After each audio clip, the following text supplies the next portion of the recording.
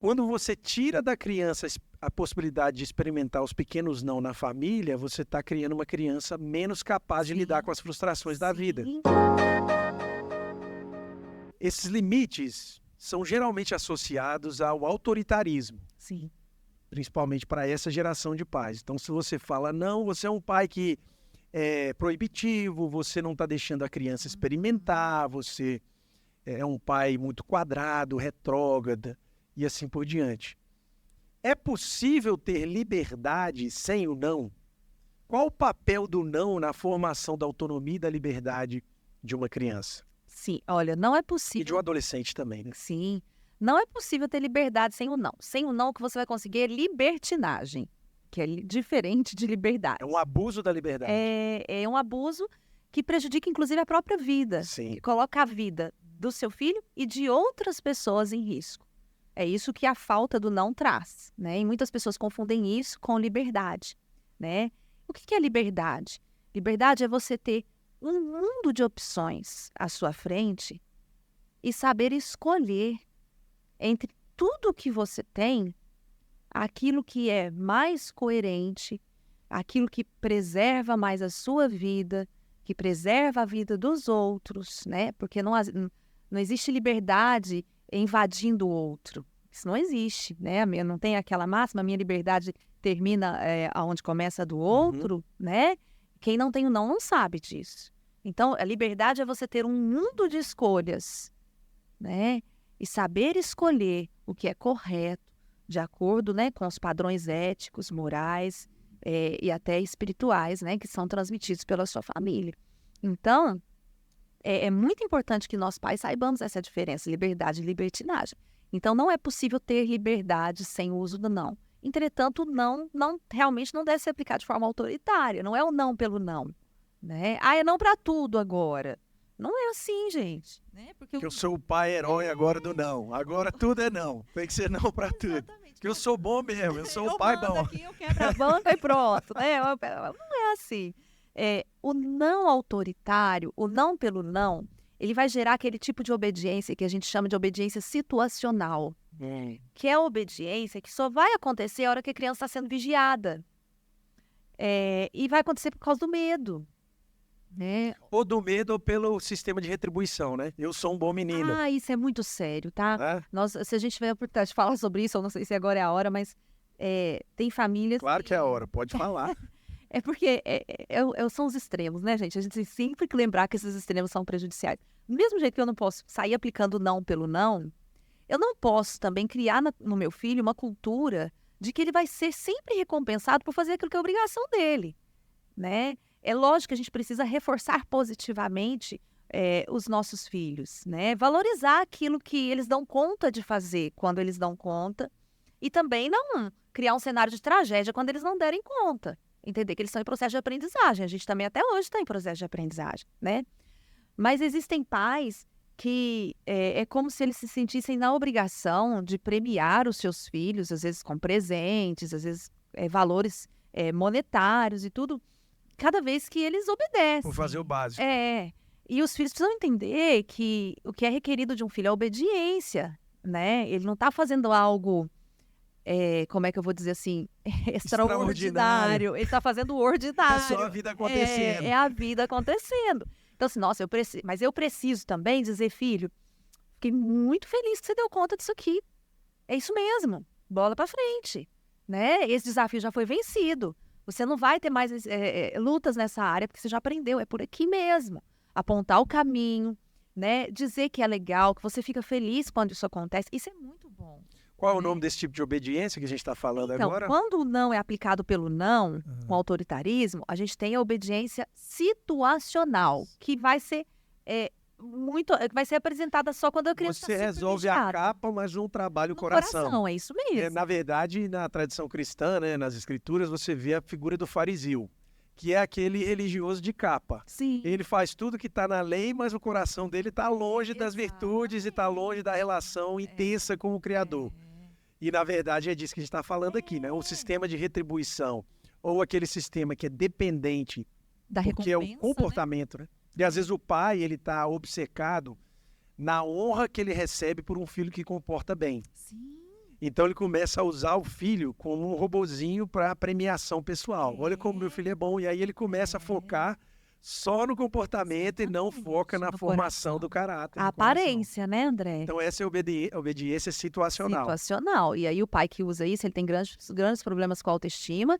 E a nossa autoestima, a nossa personalidade, ela é forjada aonde? Família de origem de novo. E eu imagino que esse Né? tipo de pai também, se o filho está passando por um problema na adaptação com o não, ele pode ser rejeitado, né? Aquele filho é o Sim. bode expiatório. E Esse não é acontece. meu. É, Esse é o filho do meu cônjuge. é. E é esse filho que vem justamente para gritar isso, Uhum. né? Muitos sintomas que os filhos que são bode expiatório colocam, né? Trazem, são sintomas que gritam das deficiências das suas famílias. Entendi. Né? E isso vai diretamente bate com o nosso senso de autoestima, né?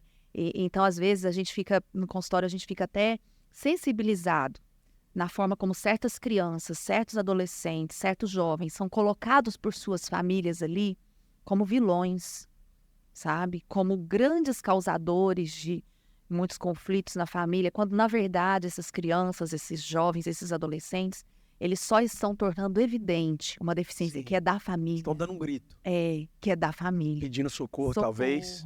Né? E muitas vezes essa deficiência que é da família está muito ligada à deficiência da família em colocar limites, em usar as fronteiras, né? Então, a obediência situacional, ela vai acontecer quando há somente vigilância, quando não há um trabalho do coração, né?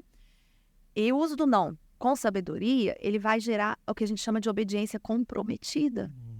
Que essa criança vai ser treinada para que quando ela tiver um pouquinho mais de idade, já na terceira infância, na adolescência e definitivamente na fase adulta, como indivíduo, ela consiga escolher de forma sábia, coerente com os padrões ensinados, quando ninguém está olhando, quando ninguém está vigiando, Sim. quando não vai ter recompensa, né? E o não com sabedoria é isso, né?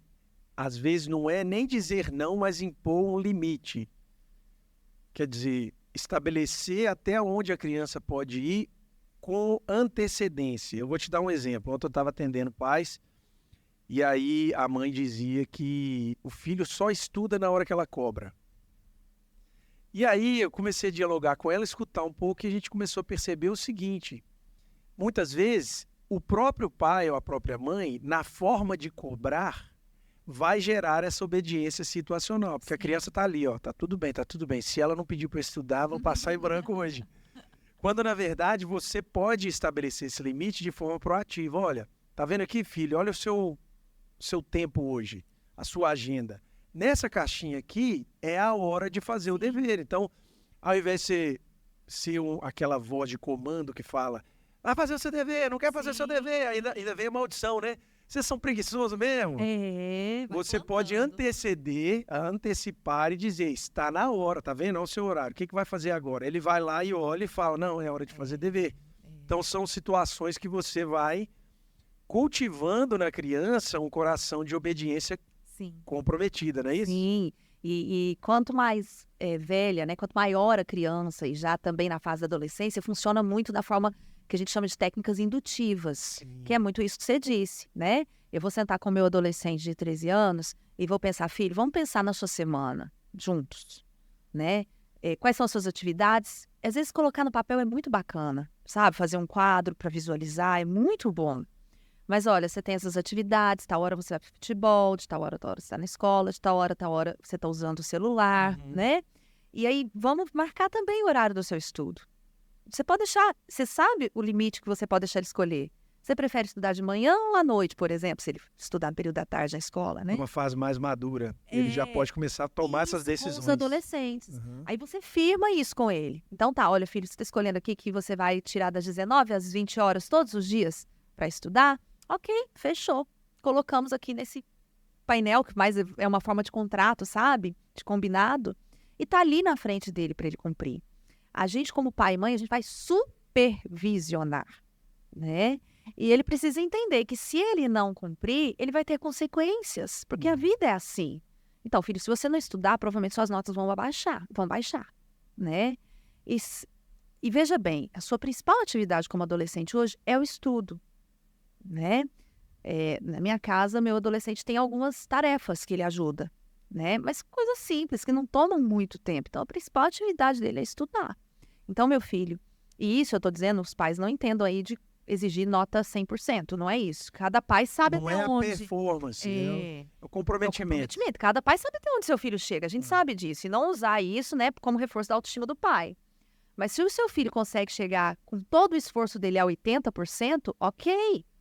Mas ele precisa entender que, uma vez combinado, né, as notas estão caindo, quer dizer que ele não está cumprindo, ele vai precisar ter A consequência. nota é um sinal.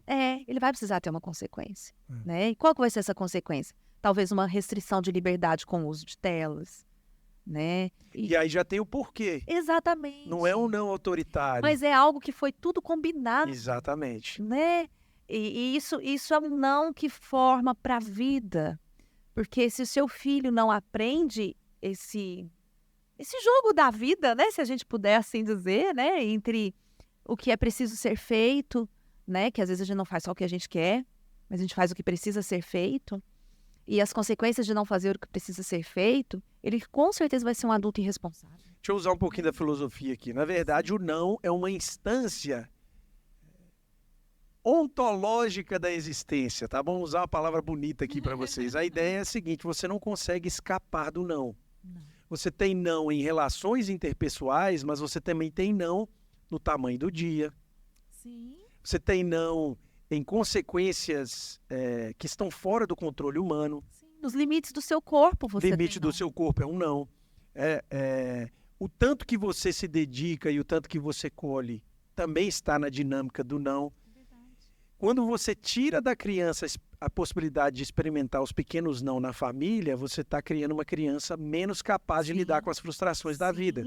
Sim, é a restrição de agora, né? A gente pensa em educação, a gente não pensa em educação com resultados a curto prazo, né? É médio e longo prazo, né? A restrição de agora para gerar vida no longo prazo. Mas você que é da área da psicologia, talvez você possa falar aí de algum estudo que dê suporte para essa ideia de que o não também é liberdade. Você consegue... Sim, a gente tem muitos estudos. Fiz uma pergunta difícil. Né? Não, é porque a gente tem muita coisa nova sendo descoberta na área de neurociências, sabe? Que é uma área que está em franca expansão. Então, assim, em como o cérebro trabalha, em como o cérebro armazena, né? Que a criança, desde pequenininha, se ela for colocada diante do uso do não com sabedoria, né?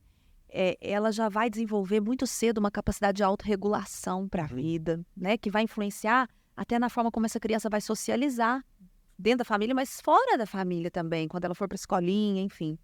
Mas eu gosto muito, assim, a gente tem, como eu disse, um boom aí das neurociências falando sobre desenvolvimento cerebral infantil, né? E tudo isso pode ser muito aplicado ao uso de regras.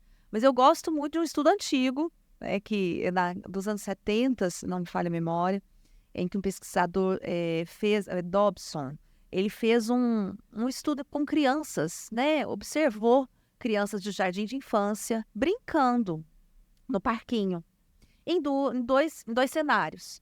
No primeiro cenário, esse parquinho tinha uma cerca, né, cercando ele todo. E as crianças brincaram com muita liberdade, né? Inclusive chegando perto da cerca, mas com muita liberdade. No segundo cenário, essas mesmas crianças estavam ali no mesmo parquinho, mas sem a cerca, né? E sem a cerca, havia muita coisa do lado de fora. A expectativa é que elas saem vão mais ainda, né? O espaço agora não tem limite. Mas tinha rua perigosa, com carros passando, né? Tinha algo para além da rua, tinha muita Tinha coisa. Um desconhecido. Tinham pessoas desconhecidas e ambiente desconhecido, Isso. né? E aí, o que aconteceu com aquelas crianças? As mesmas crianças, no mesmo parquinho, passaram a restringir o seu local de brincadeira. Se antes elas iam até o limite da cerca, agora elas passam a brincar num cantinho, sabe? Escondidas, mais quietinhas ali, com medo, né? Medo, ansiedade. O medo da insegurança mesmo, né? Da falta daquele limite que era aquela cerca. Porque apesar de, eu penso que muitas crianças às vezes até tenham curiosidade de conhecer o que está além da cerca, né? Falta-lhes maturidade para isso. e elas se sentem inseguras, né? O não é segurança. Segurança, né? Tanto é que se você vê qual é o maior medo de uma criança pequena, é perder um pai ou a mãe. O maior medo que uma criança pequena tem é ficar sem o pai ou ficar sem a mãe, assim, a morte do pai ou a morte da mãe. Porque é essa figura que representa segurança para o filho, né? Então, do tamanho a nossa responsabilidade, né? E esse experimento da seca comprovou isso, né?